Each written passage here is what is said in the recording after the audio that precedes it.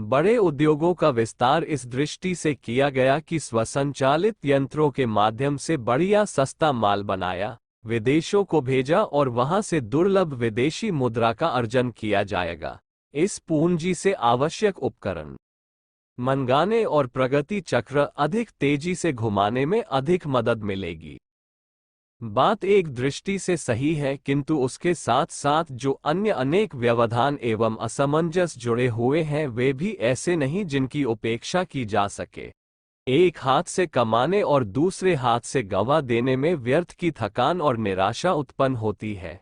यदि कहीं उपार्जन की तुलना में उसी प्रयास से संकट अधिक उत्पन्न होता है, तब तो उन तथाकथित प्रगति प्रयासों को अदूरदर्शिता पूर्ण ही कहा जाएगा और निर्धारणकर्ताओं पर एकांगी चिंतन का दोष भी लगाया जाएगा। देश में बड़े बड़े उद्योग नगरों में लगे हैं। ये सिलसिला औद्योगिक क्रांति के आरंभिक दिनों में पाश्चात्य देशों से आरंभ हुआ। उन परिस्थितियों में उनके लिए यही संभव भी था। यातायात के साधन, विद्युत उत्पादन, जलाशय आदि की दृष्टि से बड़े शहर ही उन दिनों सुव्यवस्थित थे। फिर उद्योग विस्तार में निरत व्यक्ति एवं तन भी वही रहते थे और अपनी पहुंच के अंतर्गत समीपवर्ती क्षेत्र में ही उन प्रयत्नों को लगाना एवं चलाना चाहते थे ताकि वे अधिक अच्छी तरह संचालन कर सकें। पिछली शताब्दियों में औद्योगिक विकास का क्रम England, America, Germany, Japan, France जैसे कुछ एक इस क्षेत्र के अग्रणी देशों से आरंभ हुआ। उनकी सफलता देखते हुए अन्य देशों ने भी अनुकरण किया और अपने अपने यहाँ उसी ढांचे धर्रे को अपनाते हुए वैसा ही कदम बढ़ाया। भारत भी उनमें से एक है। अनुकरण में बड़े उद्योग लगाने और शहरों में खड़े करने की बात इस देश की परिस्थितियों के उतने अनुकूल नहीं थी जितनी कि पाश्चात्य देशों की। वहां आबादी थोड़ी थी, मजदूरों का अभाव था, देहाती क्षेत्र में खुशहाली की कमी नहीं थी, इसलिए उनके लिए कम मजदूरों वाले स्वचालित कारखानों की आवश्यकता थी, साथ ही निर्यात के लिए बंदरगाहों की भी।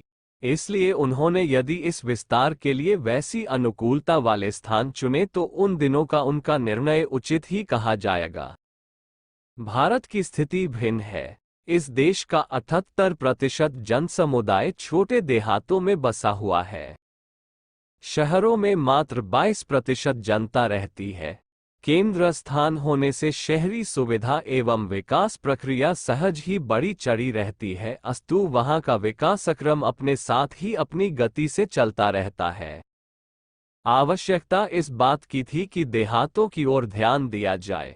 वहां की गरीबी, अशिक्षा, बेरोजगारी एवं पिछड़ेपन को देखते हुए असली भारत की विशेष परिस्थितियों को ध्यान में रखा जाना चाहिए था और उद्योगों को लगाते समय ये ध्यान रखना चाहिए था कि विदेशी मुद्रा कमाने के लालच को गौण और देश के सुवितरित क्षेत्र में फैले हुए जनसमुदाय को गरीबी की रेखा से भी नीची स्थिति से ऊंचा उठाने के लिए उन क्षेत्रों में उद्योगों की स्थापना को प्राथमिकता देने का दृष्टिकोण अपनाया गया होता। उत्पादन की खपत विदेशों में हो और विदेशी मुद्रा मिले। इस निर्धारण की तुलना में ये चिंतन भी बुरा नहीं है कि विभुक्षित देशवासियों को काम मिले, उनका स्तर ऊंचा उठे और नए उत्पादन को उन्हीं की आवश्यकता पूरी करने में खप जाने का अवसर मिले। विदेशी मुद्रा के अभाव में भी किसी प्रकार काम चल सकता है, पर देशवासियों के दोनों हाथों को काम देने की आवश्यकता को उपेक्षित नहीं रखा जा सकता। भारत में औद्योगिकरण की नीति यही होनी चाहिए थी। आरंभिक अनुकरण से समुन्नत देशों की नकल की गई तो हर्ज नहीं, बाद में उस क्रम को चलने नहीं दिया जाना चाहिए और छोटे कस्बे बसाकर वहां छोटे छोटे ऐसे उद्योग लगाए जाने चाहिए थे जिनकी उपज उन्हीं क्षेत्रों में खप जाती। अनावश्यक उत्पादन होता तो उसका एक क्षेत्र से दूसरे क्षेत्र में परिवर्तन विनिमय का क्रम चलता रहता। इस आधार पर परिवहन का विस्तार होता और सड़कें बनाने का ऐसा धर्रा चल पड़ता जिनके आधार पर देहात उतने पिछड़े न रहते जितने अब है। इस उपक्रम में शहरों की आबादी उतनी न बढ़ती जिन इन दिनों बेहिसाब बढ़ रही है और निवास, सफाई आदि के साधन न मिल सकने के कारण कष्ट सहने, स्वास्थ्य गंवाने के अतिरिक्त अनेक प्रकार की विकृतियां भी उत्पन्न कर रही है। बड़े उद्योगों के क्षेत्र में काम मिलने की आशा से बेरोजगारी से संत्रस्त देहाती क्षेत्र के लोगों का शहरों की ओर दौड़ना स्वाभाविक है। जहां उद्योग बढ़ेंगे वहीं काम मिलेगा ही। इस चिंता में बड़े औद्योगिक शहरों की आबादी इतनी बढ़ी, जिसने वहां की प्रगति में सहायक होने के स्थान पर अनेक प्रकार के ऐसे संकट खड़े कर दिए जिनसे निपटना अब अत्यधिक कठिन हो रहा है। भारत के वायुमंडल में संसार के अन्य स्थानों की अपेक्षा ऑक्सीजन की मात्रा बहुत अधिक है। प्राणवायु की बहुलता के कारण भारतीयों की जीवनी शक्ति विचारणाएं सर्वोत्कृष्ट मानी गई है। जीवनी शक्ति की वजह से ही कभी भारत विश्व गुरु के पद पर आसीन था। ऑक्सीजन और मीथेन की अधिकता को वैज्ञानिकों ने प्रमाणित करके ये सिद्ध किया है कि धरती पर जीवन की शुरुआत भारत से हुई है। ऑक्सीजन की अधिकता भी जीवन के प्रारंभ का प्रमाण है। हपीन जो पौधों द्वारा विसर्जित होती है इस ओर संकेत करती है कि जीवन की शुरुआत जंगलों से हुई, न कि रेगिस्तान से। ऐसे प्राणवायु युक्त भारतीय वायुमंडल वातावरण में अब क्रमशः अधिक विषाक्तता की मात्रा बढ़ती जा रही है और निकट भविष्य में उसके कष्टकारक प्रतिफल उत्पन्न करने वाला माहौल बन रहा है।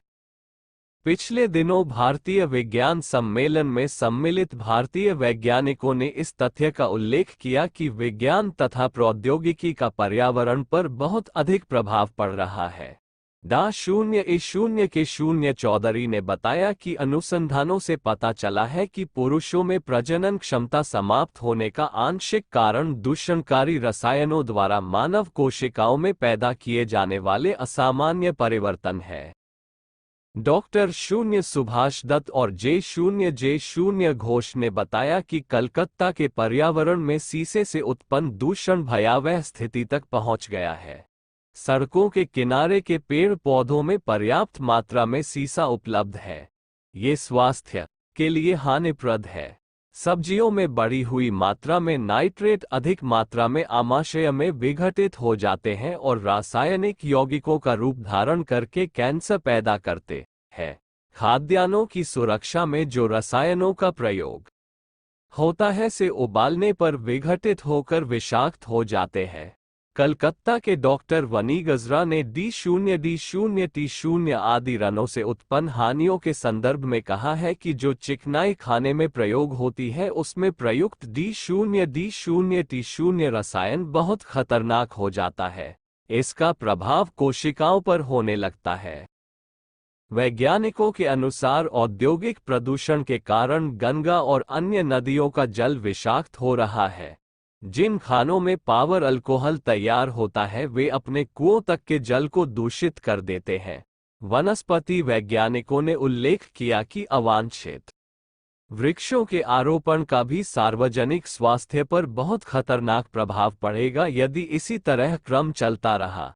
पौधों के पराग से वायुमंडल विषाक्त हो जाता है और एलर्जी से उत्पन्न होने वाली बीमारियां पैदा करता है। गत दिने कई ऐसी बीमारियां प्रकाश में आई है जो पौधों की गंध, पराग, पुष्प, त्वचा आदि की एलर्जी से ही हुई है। वैज्ञानिकों का कथन है कि इसके मूल में भी धरती का रासायनिक प्रदूषण है।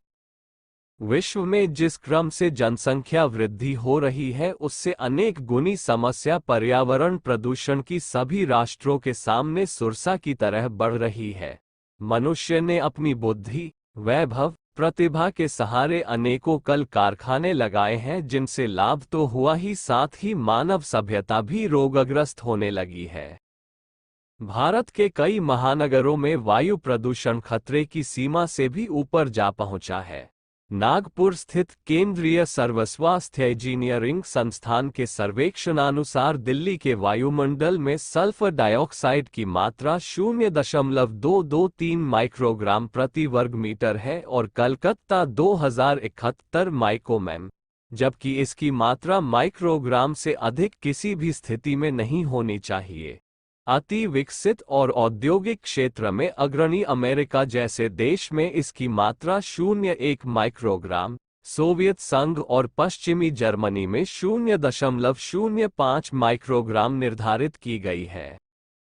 दिल्ली के कारखानों और तापघरों से निकलने वाली धूल की मात्रा सन 1971 में 899 टन प्रति वर्ग मील और कलकत्ता में 590 टन प्रति वर्ग मील पाई गई थी, जबकि यूरोपीय देशों में धूल की यह मात्रा 150 से 200 टन प्रति वर्ग मील होती है। ये कारण है जिससे औद्योगिक नगरों में निवास करने वाले लोगों को श्वास, फेफड़े और गले के रोगों से अधिकांशतः ग्रस्त पाया जाता है। औद्योगिक शहरों में सबसे ज्यादा धुआं आंख, फेफड़ों और त्वचा के लिए बहुत ही नुकसानदायक होता है। मौलाना आजाद मेडिकल कॉलेज के डॉक्टर V0P0 सिन्हा और डॉक्टर 0S0 पांडे ने इस संबंध में एक प्रयोग परीक्षण किया है। उन्होंने एक कुत्ते को प्रतिदिन 15 मिनट तक डीजल का धुआं सूंघाया। परिणाम यह निकला कि कुछ सप्ताह बाद ही उसकी आंखों, फेफड़ों में गहरे घाव हो गए और छठे सप्ताह में उसकी मृत्यु हो गई। इसी प्रकार एक दूसरे कुत्ते को मिट्टी के तेल का धुआं 15 मिनट प्रतिदिन सूंघाया गया। इसका भी वही हाल हुआ और वो 10 सप्ताह में मर गया। कोयला और खनिज तेलों के जलने से उत्पन्न वायु प्रदूषण ऑक्सीजन को भी अपने में समाहित करता जा रहा है। भारतीय मौसम विज्ञान विभाग ने अपने एक अध्ययन में कहा है कि 1910 से लेकर अब तक वायुमंडल की ऑक्सीजन में 0.05% की कमी आई है। साथ ही कार्बन डाइऑक्साइड में सन 1900 से लेकर अब तक 13% की वृद्धि हुई है। ऑक्सीजन की कमी और कार्बन डाइऑक्साइड की बढ़ोतरी से पृथ्वी के तापमान में 1.5 डिग्री सेंटीग्रेड की वृद्धि हुई है। Carbon monoxide, carbon dioxide, sulphur dioxide, nitrogen oxide, hydrocarbon औद्योगिक उत्पादनों से उत्पन्न धूल व धुएं ने वातावरण को इतना विषाक्त बना दिया है जिसमें प्राणी समुदाय क्या, जड़ वस्तुएं भी प्रभावित हुए बिना नहीं रहीं। ये जहरीली जैसे जहां आदमी को मारती है वही फसलें भी इसके प्रभाव से नष्ट हो जाती हैं। कपड़ा कमजोर और फीका पड़ जाता है, चमड़ा और कागज भुरभुरा जाता है, रबर लचीलापन खोकर चटक जाती है, कंक्रीट व इमारती पत्थर को क्षय रोग लग जाता है। यूरोप की कई सुंदर संगमरमर की प्रतिमाएं इन गैसों के प्रभाव से अपने अनुपम सौंदर्य को खो चुकी है। प्रदूषण का प्रभाव पशु पक्षियों से लेकर लोहा, लकड़ी और पत्थर तथा मनुष्यों पर भी होता है और जिस धीमी गति से होता है उसे आंखें नहीं देख पाती। समग्र कलाकृति के नष्ट होने पर ध्यान जाता है कि इसे किसने नष्ट कर दिया। जयपुर के संस्थापक सवाई माधो सिंह द्वितीय 1,69,91,743 की छतरी प्रस्तर शिल्प की दृष्टि से उत्तम मानी जाती है। ऐसा कहा जाता है कि 300 शिल्पकारों द्वारा 18 वर्षों तक नियमित कार्य करने पर इतना भव्य निर्माण संभव हो सका। इसमें विभिन्न मुद्राओं, नर्तकी, ऊंट, हाथी, मेले, दशहरों के जुलूस, देवी देवताओं की प्रतिमाएं और जयपुर राजघराने के 8 अन्य राजाओं की समाधियां भी हैं, किंतु प्रदूषण की मार से अब क्षय रोग के रोगी की तरह इनका भी अंत हो रहा है। कुछ विशेषज्ञों का कहना है कि वर्ष 1957 तक प्रदूषण इतना तीव्र स्पष्ट नहीं होता था। तब उन समाधियों के चारों ओर घने वृक्ष, घास के लॉन, फूलों की क्यारियां सजी रहती थी, किंतु 1957 में राज्य सरकार के संरक्षण में आने के बाद न अब वहां पेड़ हैं, न बगीचे, न फूल, न क्यारियां। जयपुर की जनसंख्या भी दूने से अधिक हुई है और कल कारखानों का विकास हुआ है। अतः 300 वर्षों के अंतराल में प्रदूषण का प्रभाव इन छतरियों, स्मारकों पर स्पष्ट देखा जा सकता है। पर्यावरण में प्रदूषण बढ़ाने में जो भी अग्रणी रहे हों, पर उसका दुष्परिणाम सभी को भुगतना पड़ेगा। विश्व विवेक की दृष्टि से विशालकाय कल कारखानों को लगाने वालों को दोषी ठहराया जाएगा, भले ही उनको लगाते समय वैसा इरादा न रहा हो। हो सकता है कि आगे ऐसी विकट विभीषिकाएं आने की बात इन दिनों न सोच सके हो, इसलिए उनकी तत्कालीन मनस्थिति और परिस्थितियों को देखते हुए दोष दूर किया जा सके, पर आज जो संकट विद्यमान है उसका समाधान तो खोजना ही होगा। विशेषतया इस संदर्भ में हम भारतवासियों को अपनी स्थिति का पर्यवेक्षण करना ही चाहिए और समय रहते संकट से उबारने वाली जागरूकता का परिचय देना चाहिए। अब तो सांस लेना भी दूभर हो जाएगा। मानव जीवन सफल और समुन्नत हो, इसके लिए प्रकृति ने अनेक साधन उपलब्ध किए हैं। उनका सदुपयोग करने पर जीवन निर्वाह में आसानी एवं दुरुपयोग करने पर जीवन संकट आ खड़ा होता है। वर्तमान समय में पर्यावरण प्रदूषण जानलेवा स्थिति में आ पहुंचा है। रसायन प्रदूषण के संबंध में पश्चिम जर्मनी के एक सर्वेक्षण संगठन ने जानकारी दी है कि D0, D0, T0 जैसी कीटनाशक दवाओं का उपयोग करने से कीड़े तो मरते ही हैं, इसके साथ ही 400 कृषि उपयोगी कीट भी मर जाते हैं। 270 प्राकृतिक जड़ी बूटियों में से 14 जड़ी बूटियां इसी के दुष्प्रभाव से नष्ट हो गई है। विश्व में आज 350 से 1500 के लगभग ऐसे ही विषैले पदार्थों का उत्पादन हो रहा है जिनका उपयोग भी कष्टकारक सिद्ध हुआ है।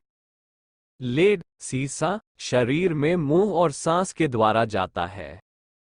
सांस के रूप में शरीर में पहुंचा लेड सीधे रक्त में पहुंचता है, जिसके कारण अर्धविकसित बच्चों की संख्या बढ़ रही है। बच्चों में पेट दर्द, मिचली की शिकायत और अधिक विषाक्तता बढ़ने पर गुर्दे एवं स्नायुतंत्र को क्षति पहुंचती है। अंत में वे एन्सेफेलाइटिस जैसे भयंकर रोग के शिकार हो जाते हैं। बड़ों में पेट दर्द, कब्ज, एकाग्रता में कमी, स्मरण शक्ति की दुर्बलता, अनिद्रा, बेचैनी और चिड़चिड़ाहट, तनाव जैसे दुष्प्रभाव सामने आए हैं।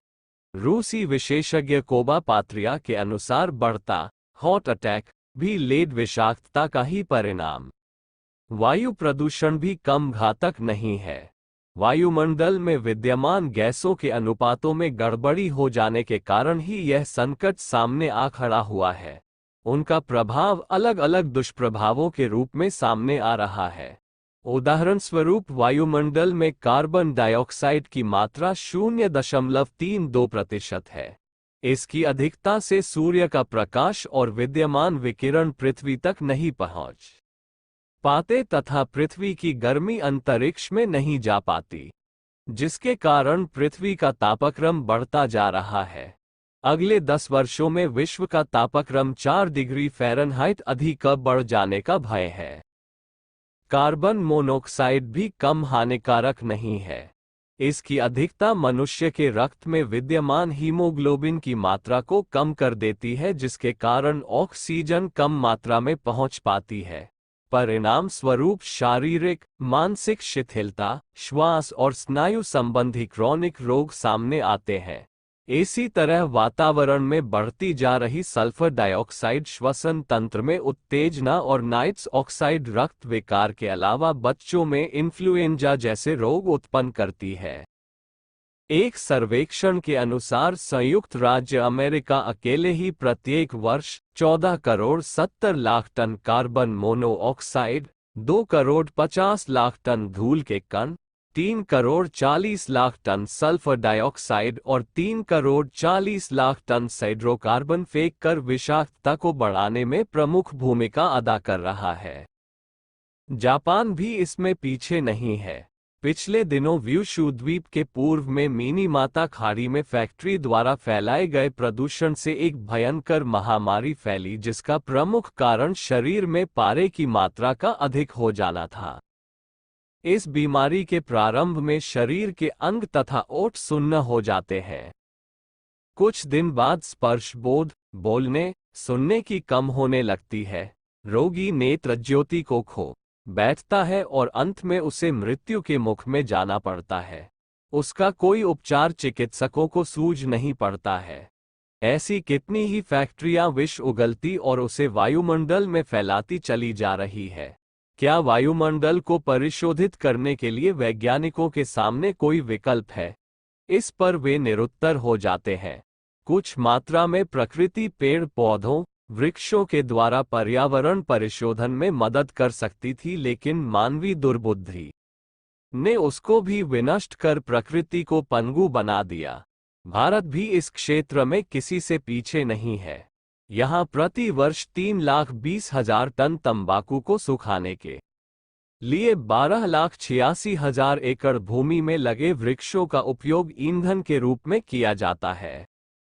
अपने देश में प्रतिदिन 10 करोड़ सिगरेट तथा 44 करोड़ बीड़ी बनाई जाती है, जबकि 10,000 सिगरेटों की तंबाकू पकाने तैयार करने के लिए 100 टन लकड़ी की आवश्यकता होती है। इस प्रकार विषाक्तता और खपत को देखते हुए कृषि वैज्ञानिकों ने भारत, पाकिस्तान, चीन, पश्चिम एशिया, अमेरिका एवं कनाडा आदि देशों को चेतावनी दी है कि 5 वर्षों के भीतर इन देशों का 1/3 क्षेत्र कृषि की दृष्टि से बंजर हो जाएगा। उनका कहना है कि यूरोप की लगभग 4%, फ्रांस की 1 करोड़ एकड़ जमीन तथा संसार का 30,000 एकड़ भूखंड प्रतिवर्ष रेगिस्तान के रूप में बदलता जा रहा है। ये सभी मनुष्यकृत विषाक्तता के दुष्परिणाम है। मनुष्य की शारीरिक एवं मानसिक कार्यक्षमता की कमी का कारण खोजने की दृष्टि से डॉक्टर शून्य हॉकिंस ने एक प्रयोग किया। इसके लिए उन्होंने उन ऑफिसों को चुना जिनके कर्मचारी सिर दर्द और थकान की शिकायत थोड़ा सा कार्य करने के बाद करने लगते थे। उनमें उन्होंने एक आयनीकरण यंत्र लगाया और 3 माह तक अवलोकन करते रहे।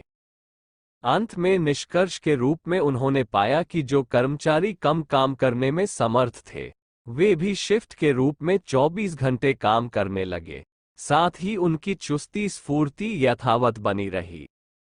उनका विचार है कि गैसों को आयन के रूप में बदलने के लिए ब्रह्मांडीय किरणें ही समर्थ है, लेकिन पर्यावरण प्रदूषण के कारण विषैली गैसों की एक मोटी परत आकाश में छाई हुई है, जिसके परिणामस्वरूप वे किरणें पृथ्वी तक कुछ ही मात्रा में पहुंच पाती हैं और गैसों को आयनों के रूप में बदलने का काम करती हैं। कार्यक्षमता की कमी और सिर दर्द के कारण बताते हुए उन्होंने जानकारी दी कि ऋण आयनों की कमी से सिर दर्द, दमा, बुखार और सांस के अन्य रोगों से मनुष्य ग्रसित हो जाता है। इस प्रकार के वायु प्रदूषण यदि कम न किए गए, अगले कुछ वर्षों बाद मनुष्य को सांस लेना और जीवित रहना भी मुश्किल हो जाएगा। प्रदूषण रूपी महाव्याधि से बचाव कैसे करें? मनुष्य की गतिविधियां आजकल ऐसी चल रही हैं कि वह तात्कालिक लाभ के लिए वातावरण एवं प्रकृति के साथ किसी भी मूल्य पर खिलवाड़ करने पर उतारू है। वह प्रतिवर्ष विषाक्तता उत्पन्न करने वाले अनेकों तत्व बहुत अधिक मात्रा में पर्यावरण में भरता जा रहा है। वायु, जल, मिट्टी आदि सभी विषैले पदार्थों से संतृप्त प्रायः हो चुके हैं। वायुमंडल में बढ़ता हुआ धुआं जहां एक ओर मानवीय स्वास्थ्य को क्षीण कर रहा है, वहीं दूसरी ओर प्राकृतिक संतुलन भी बिगाड़ रहा है। तात्कालिक लाभ के उद्देश्य से की गई वातावरण के साथ खिलवाड़ भयावह संकट की भूमिका ही बना रही है। सर्वेक्षणकर्ताओं के अनुसार प्रदूषण फैलाने में औद्योगिक इकाइयां सबसे आगे है। चिमनियों से निकलने वाले धुएं में रेडियोधर्मी तत्व सल्फर डाइऑक्साइड, लाइट्स ऑक्साइड आदि ऐसे तत्व मिले होते हैं जिनका सीधा प्रभाव हमारे स्वास्थ्य पर पड़ता और अनेकानेक शारीरिक, मानसिक बीमारियां पैदा करता है। गरीब एवं पिछड़े राष्ट्रों की अपेक्षा धनी एवं विकसित देश इस तरह के उत्पादनों में अग्रणी हैं। अकेला अमेरिका प्रतिवर्ष 1608 million ton sulphur dioxide, 4 million ton nitrous oxide एवं 506 मिलियन टन अन्य विषाक्त तत्व वायुमंडल में विसर्जित करता है। न्यूक्लियर पावर प्लांटों द्वारा छोड़े गए प्रदूषण का अनुपात अमेरिका में 10 गुना है तो ब्रिटेन में 20 गुना। इसी तरह कारखानों से निकलने वाली विषाक्तता के अतिरिक्त रसोई का धुआं भी पर्याप्त मात्रा में वातावरण में भरता जाता है। वनस्पतियां भी धीरे धीरे सड़ती और मीथेन गैस उत्पन्न करती है। इनका असर जनस्वास्थ्य पर पड़े बिना नहीं रहता। अनुसंधानकर्ता स्वास्थ्य विशेषज्ञों का कहना है कि वायुमंडल में बढ़ती हुई विषाक्तता का प्रतिफल पिछले दिनों मानवीय स्वास्थ्य और वनस्पतियों पर बुरे प्रभाव के रूप में सामने आया है। इस दुष्प्रभाव से दोनों ही वर्ग कई प्रकार के रोगों से ग्रसित होकर अनुपयोगी बन गए हैं। उनका जीवन काल घटा है और कार्यक्षमता में भारी कमी आई है। देखा गया है कि औद्योगिक संयंत्र जो धुआं निकालते हैं वह समीपवर्ती क्षेत्रों पर अधिक मात्रा में असर तो डालते ही है, हवा के प्रवाह के अनुरूप उनका हल्का प्रभाव 200 मील की दूरी तक पड़ता है। यह असर शरीर के अवयवों में सबसे अधिक फेफड़ों को प्रभावित करता है। खांसी, दमा, घुटन जैसी बीमारियां उत्पन्न करने में फैक्ट्रियों से निकलने वाली गैसें असाधारण रूप से असर छोड़ती पाई गई हैं। पेड़ों पर रहने वाले पक्षी समूह तक इस धुएं से घुटकर बीमार रहने लगे हैं। वर्षा के साथ यह गैस धरती पर आती है तो उनका जहरीला अंश उगने वाली घास एवं फसलों में समा जाता है। इस घास को खाने वाले पशुओं को भी कई प्रकार की बीमारियां लग जाती हैं। इनका दूध पीने या मांस खाने वाले भी विषाक्तता से प्रभावित होते हैं। चिकित्सा मनोविज्ञानियों ने गंभीर खोजों के बाद पाया है कि शारीरिक अवयवों को रक्त मांस को क्षति पहुंचाने के अतिरिक्त मनुष्य के चिंतन एवं स्वभाव पर भी इस प्रदूषण का बुरा प्रभाव पड़ता है। मनुष्य जो सोचता है उसमें अनैतिकता का बाहुल्य होता है। ऐसे काम करने को मन चलता है, ऐसी बातें मस्तिष्क में परिभ्रमण करती है जो नैतिक मर्यादाओं के अंतर्गत नहीं आती। अन्वेषण से ज्ञात हुआ है कि प्रदूषण से प्रभावित लोगों में अनीति अपनाने की, कुकर्म करने की, चोरी, बेईमानी, छल करने की इच्छाएं उठती और योजनाएं बनती रहती है, भले ही वे अवसर या साहस के अभाव में कार्यान्वित न हो सके। ऐसी कुकल्पनाएं उठती रहती है जिन्हें यदि व्यवहार में लाया जा सके तो भयंकर विग्रह उठ खड़े हो और भेद खुल जाने पर जेल जाने से लेकर सामाजिक प्रताड़ना सहने की यातना भुगतनी पड़े। अनुसंधानकर्ताओं ने पाया है कि जिन क्षेत्रों में अत्यधिक प्रदूषण छाया चला जा रहा है उनमें उत्तेजना, अन्य विग्रहों की भरमार रहती है। लोग आपस में लड़ते झगड़ते रहते हैं और वर्ग विद्वेष, अन्य उपद्रव खड़े करते हैं। तनिक सी बात पर भड़क उठना और मरने मारने पर उतारू हो जाना उन क्षेत्रों में बहुलता से देखा जाता है जिनमें प्रदूषण की अधिकता रहती है।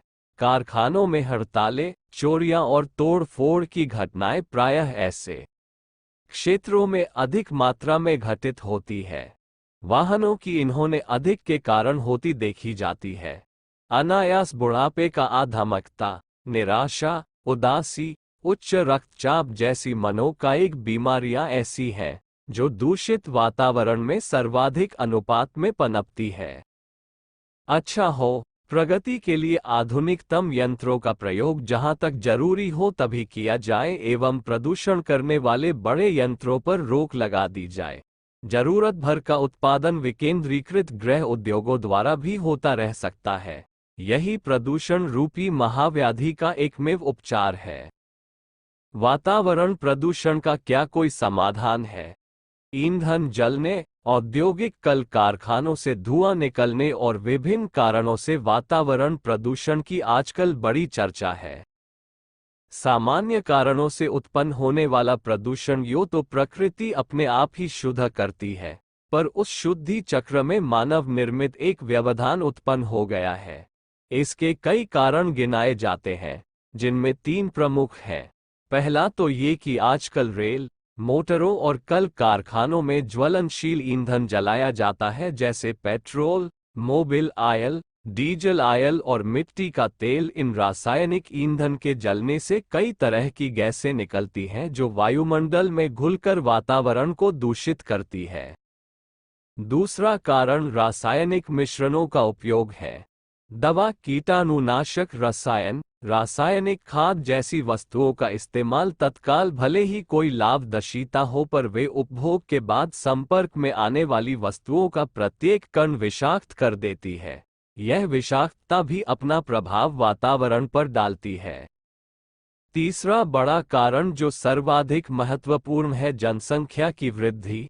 न्यूक्लियर रिएक्टर बढ़ी हुई जनसंख्या, उनके द्वारा श्वास प्रश्वास में छोड़ी गई कार्बन डाइऑक्साइड तथा परमाणु परीक्षणों के कारण वातावरण में उत्पन्न हुई हलचल पर्यावरण को दूषित करती है। इन कारणों के साथ और भी अनेक कारण हैं जो वातावरण को दूषित करते हैं। ये समस्या इतनी चिंतनीय हो गई है कि वैज्ञानिकों के लिए कुछ समय बाद प्राणवायु कहाँ से मिलेगी यह विकट पहेली बन गई है। विशुद्ध प्राणवायु का अभाव ही एकमात्र हानि नहीं है।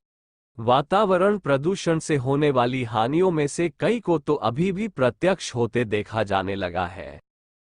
एक छोटा सा दुष्प्रभाव इस तथ्य के प्रकाश में देखा जा सकता है कि आजकल सरदर्द की शिकायत बहुत बढ़ती जा रही है। दूसरे रोगों की औषधियां जितनी मात्रा में बिकती है, उन सबको मिलाकर भी उनसे भी ज्यादा सरदर्द मिटाने वाली गोलियों की बिक्री होती है।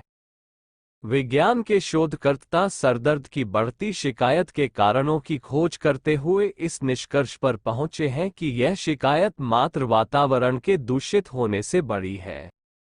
सामान्य रूप से यो भी समझा जा सकता है कि शहर में रहने वाले लोगों को जहां हर शाम सरदर्द मिटाने वाली गोलियां निगलनी पड़ती हैं, वहीं ग्रामीण जनता को सरदर्द इतना नहीं सताता, क्योंकि नगरों में दिन भर ट्रक, बस और मोटरों की दौड़ में निकलने वाली गैसें परिवेश की ऑक्सीजन को दूषित कर डालती है और प्रत्येक नागरिक को आवश्यकतानुसार ऑक्सीजन नहीं मिल पाती और वह दूषित वायु उसके फेफड़ों, मस्तिष्क तथा शरीर के अन्य अंगों को तनावग्रस्त बना देती है। एक विज्ञान शास्त्री के अनुसार परिवेश प्रदूषण प्रत्येक नागरिक की रक्त संचार प्रणाली पर अपना दुष्प्रभाव डालता है और उसमें थका हुआ स्नायुमंडल अपनी व्यथा, सिर दर्द के संकेत सूचित करने लगता है। परिवेश प्रदूषण केवल पृथ्वी पर ही होता हो ऐसी बात नहीं है। नदियों, तालाबों, झीलों और समुद्रों का पानी भी अशुद्ध होता जा रहा है। जलपोतों द्वारा समुद्र में विसर्जित किया हुआ गंदा तेल, नदियों में बहाई गई कल कारखानों से निकली व्यर्थ चीजें और गंदगी नदियों और के पानी को बड़े भीषण रूप में दूषित कर समुद्र देती है और बड़े शहरों और महानगरों में लगे औद्योगिक प्रतिष्ठान को तो अपनी गंदगी बहाने का सर्वोत्तम स्थान पास बहने वाली नदियां ही दीख पड़ती हैं। उनकी गंदगी नदियों के पानी को इस तरह खराब कर देती है कि वह पानी उपयोग में आने जैसा रह ही नहीं जाता। कुछ दूर बहकर गंदगी पानी के साथ मिलकर बहुत कुछ वैसी ही हो जाती है जैसा कि नदी का जल रहता है और आगे नदी के किनारे पर बसने वाले गांवों या नगरों के निवासी उसी जल का प्रयोग करते हैं। समुद्रों की स्थिति भी ऐसी ही है। बंबई, मद्रास, कलकत्ता जैसे महानगरों में लगे सैकड़ों बड़े बड़े उद्योग ही अपनी गंदगी समुद्र में फेंकते हैं और शहरों की गंदगी भी उधर ही बहा दी जाती है। नदियों के किनारे बसे नगरों में भी बाहर की गंदगी बहा दी जाती है। इस प्रकार आधुनिक शताब्दी में रहने वाले मनुष्य को न साफ हवा मिल पाती है और न स्वच्छ पानी, अनाज और खाद्य पदार्थों की तो बात दूर है, वे भी दूषित हवा, पानी द्वारा ही तैयार होते हैं, तो उनकी शुद्धता भी कल्पना मात्र है। स्पष्ट ही इस प्रदूषण का प्रभाव मनुष्य के स्वास्थ्य पर पड़ता है। प्रदूषण जलवायु को भी असामान्य रूप से प्रभावित करता है। वैज्ञानिकों का मत है कि इन दिनों मौसम में जो गंभीर परिवर्तन अनुभव किए जा रहे हैं, परिवेश का दूषण उसका एक बहुत बड़ा कारण है। जन सामान्य भी मौसम को अस्थायी और अनिश्चित अनुभव करता है। कब बारिश हो जाए कुछ ठीक पता नहीं। निश्चित रूप से नहीं कहा जा सकता कि गर्मी का मौसम गर्मी की तरह ही बीतेगा और यह भी निश्चित नहीं है कि वर्षा ऋतु में पानी गिरेगा हो। कभी गर्मी के दिन भी बारिश की तरह लगते हैं तो कभी वर्षा भी गर्मी की भांति ही बीत जाती है। प्रकृति अपना चक्र बदल रही है। ये कहने की अपेक्षा ये कहना ज्यादा ठीक होगा कि हम प्रकृति को अपनी नियति बदलने के लिए बाध्य कर रहे हैं। अनिश्चित वर्षा की भांति ही जमीन की उर्वरा शक्ति और बीजों की अंकुरण चेतना में भी गंभीर ह्रास हो रहा है। कभी टिड्डियों से ही फसल को खतरा रहता था, कुछ सामान्य से रोग भी थे जिनसे बचाव का प्रबंध भी आसानी से कर लिया जाता था, पर आज ऐसे ऐसे नए रोग पैदा होते जा रहे हैं जिनका प्रत्यक्ष प्रभाव तो नहीं दिखता, पर अनाज की पैदावार पर उनका गंभीर असर पड़ा है। कृषियों के वातावरण के प्रदूषण का अनाज की पैदावार पर इतना गंभीर असर पड़ रहा है, 2000 तक विश्व की आबादी के भरण पोषण की समस्या बहुत विकराल हो उठेगी। रासायनिक खादों और अन्य उपायों द्वारा अनाज का उत्पादन बढ़ाने में कुछ सफलता भले ही मिल रही हो, लेकिन तब भयानक घटने लगेगी। जमीन की उर्वरा शक्ति को उत्तेजित कर बाहर निकालने का दुष्परिणाम ये होगा कि एक स्थिति ऐसी आ सकती है जबकि उर्वरा शक्ति चुक जाएगी। शहरों का ही वातावरण दूषित हो रहा हो और ग्रामीण परिवेश उससे बचा हो, ये सोचना भी कल्पना है। वातावरण का प्रभाव हर स्थान पर पड़ता है। अणुपरीक्षणों के लिए एकांत और निर्जन स्थान चुने जाते हैं। वहां उत्पन्न हुई विकृतियां अन्य क्षेत्रों में भी बड़ी सरलता से संचरण कर जाती हैं और आजकल तो बढ़ता हुआ औद्योगिकरण ग्रामीण आबादी को भी अपनी ओर आकर्षित कर रहा है। गांव के लोग बड़ी तेजी से अपने गांव छोड़कर शहरों में आ रहे हैं और इस प्रकार गांवों का अस्तित्व ही खतरे में पड़ता जा रहा है। श्री स्ट्रांड के मतानुसार तो ग्रामीण जनसंख्या जिस तेजी से शहरों की ओर भाग रही है वह विश्व स्तर की एक समस्या बनती जा रही है। जल संपदा की सुरक्षा और शुद्धता बनाए रखने के लिए कहा गया है कि आवश्यक होने पर ही उनमें गंदगी का विसर्जन किया जाए और जो गंदगी छोड़ी जाए उसके नष्ट होने का भी उपाय किया जाए। इस दिशा में पहला कदम यह उठाने की आवश्यकता अनुभव की गई है कि मछलियों को पकड़ने पर रोक लगा दी जाए। स्मरणीय है, मछलियां जल की गंदगी को साफ करती हैं। कीटाणु और गंदगी ही उनका मुख्य आहार है। ऐसी मछलियां भी होती हैं जो मनुष्य की आंख से न दिखाई देने वाले कीटाणुओं को भी खा जाती हैं। उनके विकास को भी जल प्रदूषण रोकने के प्रयासों का एक कार्यक्रम बनाया जा सकता है। 5 मिलों, कारखानों का दूषित जल तालाबों और नदियों में न बहाने का भी सुझाव दिया गया है। यदि बहाने की मजबूरी ही हो तो आधुनिक विज्ञान उनके दोषों को नष्ट कर न्यूनतम मात्रा कर देने में समर्थ है। नदियों और तालाबों के जल का समय समय पर परीक्षण करते रहकर उसे हानिकारक सीमा तक न पहुंचने देने की सतर्कता भी बरती जा सकती है। वातावरण में व्याप्त होने वाली दूषित वायु को सोखने के लिए वृक्ष वनस्पति उगाए जा सकते हैं। विज्ञान के छात्र जानते हैं कि वृक्ष वनस्पतियां कार्बन डाइऑक्साइड गैस से जीते हैं और जिस प्रकार मनुष्य उच्छिष्ट वायु को प्रश्वास रूप में कार्बन डाइऑक्साइड गैस छोड़ते हैं, उसी प्रकार वृक्ष वनस्पति उच्छ्वास का रूप में ओषजन छोड़ते हैं। प्राचीन काल में आश्रम और धार्मिक संस्थान उपासना गृह वन्य स्थलों में इसी कारण रखे जाते थे कि वहां ओषजन पर्याप्त मात्रा में मिलती है और ध्यान की एकाग्रता अधिक संभव हो जाती है। प्राकृतिक स्थानों पर रोगियों को रहने की आज भी सलाह दी जाती है। मानते हैं कि वनस्पति संवर्धन और जल जंतुओं की सुरक्षा ही वातावरण प्रदूषण का एकमात्र उपचार नहीं है। इसके लिए अन्य उपाय भी खोजे जाने चाहिए और परिवेश को स्वच्छ, शुद्ध बनाने का प्रबंध करना चाहिए। जब तक हम उस स्थिति में पहुंचे कि परिवेश प्रदूषण की समस्या का हल खोजे, संभावित उपायों को तो काम में लाना ही चाहिए। प्रदूषण घटाने वाली दूरदर्शिता दुर्गुणों में दीर्घसूत्रता भी किसी से कम नहीं। समय रहते हानि लाभों पर विचार न करना, दूरगामी परिणामों पर नजर न डालना ऐसा ही मानसिक प्रमाद है, जिसके कारण मात्र तात्कालिक लाभ ही सब कुछ दिखता है, भले ही उसे अपनाने पर कुछ दिन बाद ही भयंकर त्रास सहना पड़े। उदाहरण के लिए नशेबाजी के बहुप्रचलन को देखा जा सकता है। गम गलत करने के लिए फुरफुरी जैसी क्षणिक उत्तेजना की शक्ति प्राप्ति करने जैसा लाभ सोचकर लोग शराब, तंबाकू, गांजा, भांग, अफीम उदरस्त करते रहते हैं। हानि तब समझ में आती है जब शरीर और मस्तिष्क खोखला हो गया होता है। क्षय, कैंसर सरीखे रोग घेर लेते हैं। पैसा चुक जाता है और परिवार बिखर जाता है। समय बीत जाने पर फिर पछतावा भी कुछ काम नहीं आता। आरंभ में मनुष्य नशा पीता है, पीछे नशा ही मनुष्य को पीकर चूसे गए नींबू की तरह घूंच बना देता है। पर दीर्घसूत्रता तो दीर्घसूत्रता जो ठहरी, वह परिणामों के बारे में सोचने नहीं देती, भविष्य का अनुमान लगाने की आवश्यकता नहीं समझने देती। ऐसे ही लोग हैं जो दुष्परिणाम जब चरम सीमा पर पहुंच जाते हैं तब हाथ पैर पीटने पर भी कुछ कारगर उपाय निकाल नहीं पाते। ऐसे ही विकट प्रश्नों में एक है पर्यावरण प्रदूषण। हवा, पानी, अन्न की शुद्धता को बचाए रहने की बात को ध्यान में रखते हुए मनुष्य को प्रदूषण उगलने वाले कारखाने लगाने और वाहन चलाने चाहिए। पर इस शताब्दी में उस संदर्भ में चरम स्तर की मूर्खता अपनाई गई है।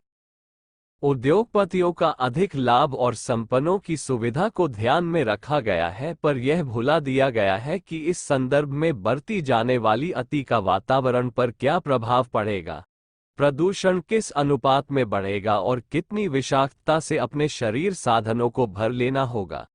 तीव्र विष तुरंत प्राणहरण कर लेते हैं, इसलिए उनकी भयंकरता ध्यान में रहती है, पर मंद विषयों का प्रभाव किस प्रकार रुग्णता की विपत्ति में धकेलता और आधा आयुष्य कम कर देता है, इसका किसी को ध्यान ही नहीं आता। वायु में विद्यमान ऑक्सीजन ही मनुष्य का प्रधान आहार है, उसे धुआं उगलने वाले दैत्य सटास्ट उद्रस्त करते चले जाते हैं। हवा में विषैली कार्बन बढ़ती है, इसका परिणाम मनुष्य को दीन दुर्बल ही नहीं बनता, प्रकृति का संतुलन भी लड़खड़ा देता है। हर सांस लेने वाला प्राणी विपत्ति में फंसता है, आकाश का संतुलन गड़बड़ा जाता है। बढ़ते हुए तापमान से ध्रुव देशों की बर्फ पिघलती है और धरती के काम आने वाला पानी सरपट दौड़ता हुआ समुद्र में जा पहुंचता है। धरती की उर्वरता भी बाढ़ के साथ ही बह जाती है। मनुष्य की असावधानी के कारण उत्पन्न किया गया कारखाने का कचरा नदियों में बहाए जाने के अतिरिक्त और कोई मार्ग नहीं सूखता। विषैले जलाशयों का परी उसके सभी उपभोक्ताओं के लिए स्वास्थ्य संकट ही नहीं वरन प्राण संकट भी खड़ा करता है।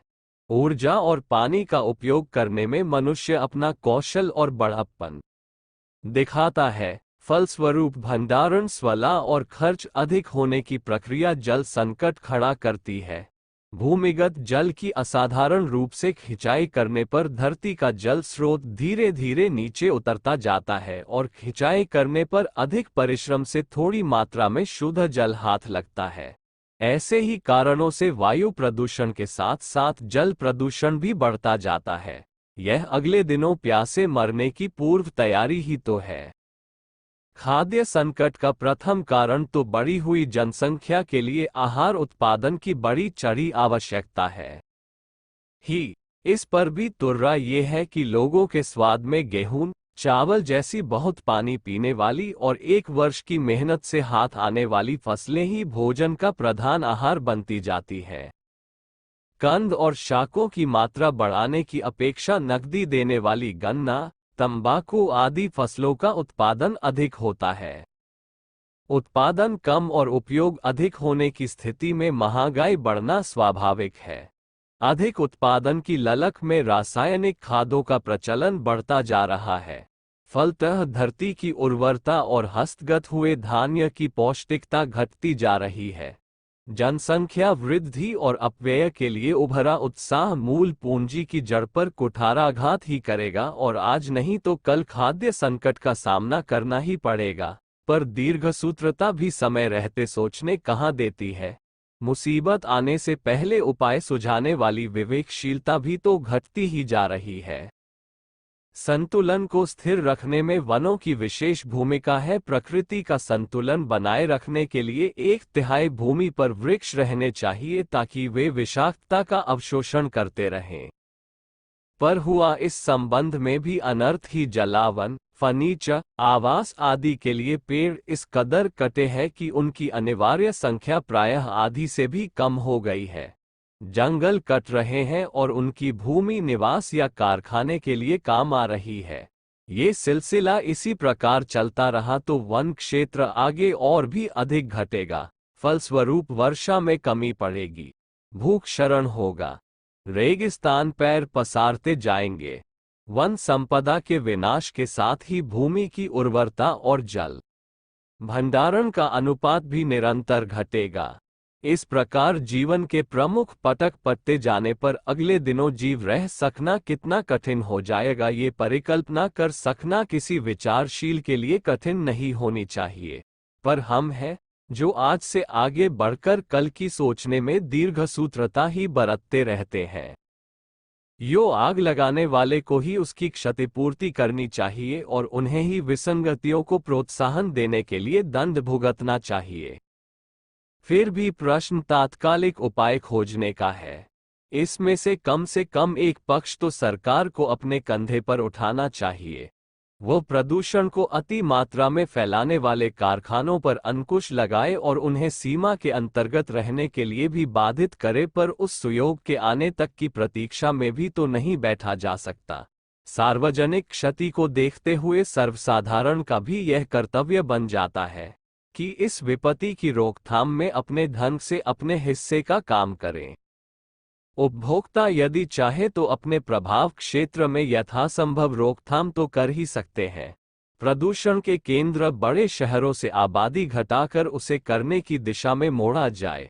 ग्रामों को सुविकसित बनाया जा सके, उनमें उद्योगों की व्यवस्था हो सके, तो इन दिनों जो आबादी का प्रवाह शहरों की ओर चल रहा है वो उलटकर गांव की ओर चलेगा। फलतः दोनों क्षेत्रों में बढ़ता अंतर और संतुलन मध्य केंद्र पर लाया जा सकेगा। निर्धूम चूल्हे और सौर ऊर्जा का उपयोग भी ऊर्जा संबंधी आवश्यकता पूरी कर सकता है। वर्षा का पानी बेकार न जाए, इसके लिए छोटे छोटे बांध या तालाब बनाए जा सकते हैं। इस सस्ते संचय से स्वच्छ पानी की पूर्ति व विद्युत आपूर्ति का प्रयोजन भी पूरा हो सकता है। लकड़ी के स्थान पर लोहे, सीमेंट, जिप्सम व फाइबर ग्लास की समन्वित रूप से फर्नीचर व भवन निर्माण में मदद ली जा सकती है। कुटीर उद्योग बड़े कारखानों का स्थान जिस हद तक से सके उतना ही प्रदूषण घटेगा। ईंधन कम जलाने व पानी कम खर्च करने का क्रम भी यदि जन स्वभाव में समाविष्ट जो जाए तो समझना चाहिए कि हम दीर्घसूत्रता छोड़कर स्वच्छंदता के उस क्षेत्र में प्रवेश कर रहे हैं जो अपने लिए लाभदायक ही लाभदायक होगा।